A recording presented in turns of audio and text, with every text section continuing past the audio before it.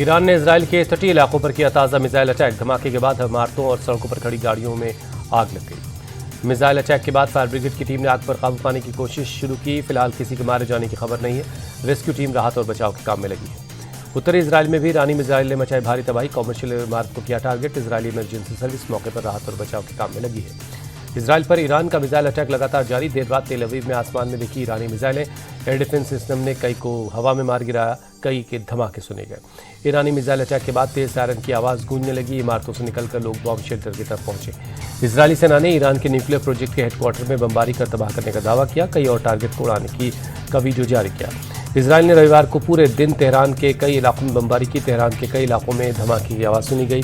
आसमान में छाया काले धुएं का गुबार। इजराइल ने माना ईरान के 22 मिसाइल उसके एयर डिफेंस सिस्टम आयरन डोम को चकमा देने में कामयाब रहे। रविवार तक ईरान ने कुल 270 मिसाइलें दागी। पूर्वी ईरान के मशहद शहर में ईरानी रिफ्यूलिंग एयरक्राफ्ट पर इजराइल ने की बमबारी। मशहद के आसमान में दिखा धुएं का गुबार। इजरायली पीएम बेंजामिन नेतन्याहू का दावा सुलझ रहा है तेहरान। कहा, हमने नागरिकों को निशाना नहीं बनाया बल्कि तेहरान खाली करने की सलाह दी है। ईरान सरकार ने इजरायली हमले में फिलहाल 224 नागरिकों की मौत की पुष्टि की। बताया कि मारे गए 90% लोग आम सिविलियन हैं। ईरान इजराइल में तनाव के बीच अमेरिकी राष्ट्रपति डोनाल्ड ट्रंप का बड़ा दावा। कहा, जैसे भारत और पाकिस्तान के बीच समझौता करवाया वैसे ही ट्रेड का इस्तेमाल कर ईरान और इजराइल के बीच समझौता करवाएंगे। राष्ट्रपति ट्रंप ने ईरान के सर्वोच्च नेता अयतुल्लाह अली खामनेई की हत्या की इजाजत की योजना पर वीटो किया। व्हाइट हाउस के एक अधिकारी का दावा। अमेरिकी राष्ट्रपति ट्रंप को लेकर इजरायली पीएम नेतन्याहू का बड़ा दावा। बोले, ट्रंप को मारना चाहता है ईरान, उन्हें उनका सबसे बड़ा दुश्मन मानता है। वॉशिंगटन, न्यूयॉर्क समेत अमेरिका के कई शहरों में राष्ट्रपति ट्रंप के खिलाफ प्रदर्शन। नो किंग्स के नारे लगाए। ट्रंप के कामों को तानाशाही प्रवृत्ति वाला बताया। पीएम मोदी ने साइप्रस में बीजेपी बिजनेस राउंड टेबल सम्मेलन में शिरकत की। राष्ट्रपति निकोलस भी मौजूद रहे। पीएम मोदी ने साइप्रस के बिजनेस लीडर्स को संबोधित किया। व्यापार, निवेश और रक्षा जैसे क्षेत्रों में द्विपक्षीय सहयोग को और मजबूत करने की बात की। पीएम मोदी और राष्ट्रपति निकोलस के बीच हुई द्विपक्षीय वार्ता पर पीएम मोदी ने कहा, भारत और साइप्रस का रिश्ता मजबूत है, इसे और आगे ले जाएंगे।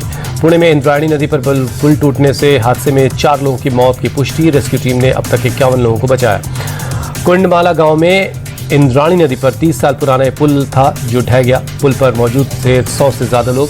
35 से 40 लोग नदी में बहे। पुल हादसे की खबर मिलते ही मौके पर एनडीआरएफ की टीम पहुंची। देर रात तक चला रेस्क्यू ऑपरेशन। क्रेन की मदद से मलबा हटाकर लोगों को बाहर निकाला गया। पुल के पास नदी से कई बाइक भी निकाली गई। हादसे के वक्त कई बाइक सवार भी पुल पर पहुंच गए थे। वजन ज्यादा होने से पुल भरभराकर गिर गया। महाराष्ट्र के सीएम देवेंद्र फडणवीस ने हादसे में मारे गए लोगों के परिवार को 5-5 लाख रुपए मुआवजा देने का ऐलान किया। घायलों के लिए इलाज के लिए उचित इंतजाम के लिए भी कहा। हादसे के वक्त साइप्रस में मौजूद पीएम मोदी ने सीएम फडणवीस से फोन पर बात की। रेस्क्यू ऑपरेशन को फुल स्पीड में चलाने के लिए कहा। गृहमंत्री अमित शाह ने भी हादसे पर सीएम फडणवीस से बात की। मारे गए लोगों को श्रद्धांजलि दी। घायलों के जल्द ठीक होने की कामना की। हादसे के बाद मौके पर पहुंचा आपदा प्रबंधन मंत्री गिरीश महाजन ने कहा, केवल पैदल चलने वालों के लिए पुलिस का इस्तेमाल होता था। बाइक के साथ सैकड़ों लोगों के पुल पर मौजूद होने की वजह से हादसा हुआ। एनसीपी शरद गुट के नेता सुप्रिया सुले भी घटनास्थल पर पहुंची। राहत और बचाव के लिए हो रहे काम का जायजा लिया। सुप्रिया सुले ने पुणे के सिविल अस्पताल का भी दौरा किया। हादसे में जख्मी हुए लोगों से मुलाकात की। सुप्रिया सुले के लोगों से अपील, मानसून के दौरान घूमने निकले तो सुरक्षा नियमों का पालन करें। एनसीपी शरद गुट के नेता रोहित पवार ने हादसे को बताया दुर्भाग्यपूर्ण। कहा, महाराष्ट्र में ऐसे कई पुल हैं जो 100 साल से पुराने हैं और उनकी स्थिति भी जर्जर है। डिप्टी सीएम अजित पवार ने कलेक्टर से हादसे की डिटेल रिपोर्ट तलब की। दोषियों पर कड़ी कार्रवाई का भरोसा दिया। इंद्रायणी नदी पर पुल ढहने की घटना पर प्रत्यक्षदर्शी होने का दावा करने वाले शख्स ने बताया, पुल पर 150 से 200 लोग थे, लेकिन जब पुल गिरा तो वहां 50 से ज्यादा लोग थे। प्रत्यक्षदर्शी होने का दावा करने वाला शख्स बोला, भगवान की कृपा से मेरा परिवार सुरक्षित है। टीएमसी नेता कुणाल घोष का पीएम से सवाल, पुणे में पुल गिरा, ठीक से मेंटेनेंस न होने की वजह से प्लेन क्रैश हो गया, क्या इसको एक्ट ऑफ फ्रॉड कहेंगे? कुणाल घोष को बीजेपी नेता सामिक भट्टाचार्य ने दिया जवाब। कहा, जो पुल टूटा है वो बीजेपी सरकार ने नहीं बनाया, ऐसे हादसे में राजनीति न करें। अहमदाबाद विमान हादसे का नया वीडियो आया सामने। क्रैश के बाद आग में जलता दिख रहा है एयर इंडिया का विमान।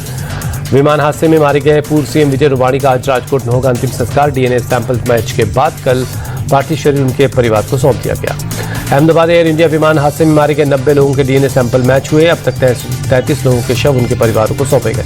अहमदाबाद प्लेन क्रैश में मारे गए लोगों के पार्थिव शरीर को सम्मान के साथ उनके घर पहुंचाया जा रहा है। परिवार के साथ एसडीएम और पुलिस अधिकारी जा रहे हैं। राजस्व विभाग के अधिकारी आलोक पांडे का बयान, प्लेन क्रैश में पीड़ित परिवारों की मदद के लिए 230 टीमें बनाई गई। अंतिम संस्कार तक की मदद की जा रही है। पीएम मोदी के प्रमुख सचिव पीके मिश्रा ने प्लेन क्रैश साइट का दौरा किया। अस्पताल जाकर घायलों से भी मुलाकात की। प्लेन क्रैश साइट पर अशोक भाई ठाकुर भगवत गीता का पाठ कर रहे हैं। हादसे वाले दिन से ही पाठ करते हुए क्रैश साइट पर पहुंचे थे। केदारनाथ हेलीकॉप्टर हादसे में धामी सरकार का एक्शन, आर्यन एविएशन के खिलाफ कई धाराओं में केस दर्ज किया। गुवाहाटी के एयरपोर्ट पर एयर इंडिया पर भड़के पैसेंजर, हैदराबाद के लिए जाने वाली विमान कैंसिल होने के बाद नाराज लोगों ने किया हंगामा। कांग्रेस नेता सोनिया गांधी की तबीयत बिगड़ी, पेट की तकलीफ की वजह से दिल्ली के सर गंगाराम अस्पताल में भर्ती करवाई गई। केरल के नीलांबूर उपचुनाव के लिए प्रियंका गांधी ने किया रोड शो। कांग्रेस उम्मीदवार आरिदान शौकत के लिए वोट मांगा। नीलांबूर उपचुनाव में टीएमसी सांसद यूसुफ पठान ने भी रोड शो किया। टीएमसी उम्मीदवार पीवी अनवर के लिए वोट मांगा। लुधियाना उपचुनाव में उतरी दिल्ली के सीएम रेखा गुप्ता, पूछा पंजाब में लोग जहरीली शराब से मर रहे हैं, अरविंद केजरीवाल कहाँ हैं? सीएम रेखा गुप्ता बोली, दिल्ली वालों ने केजरीवाल को बहुत समर्थन किया, जनता थोड़ी नाराज हो गई तो वो पंजाब जाकर बैठ गए।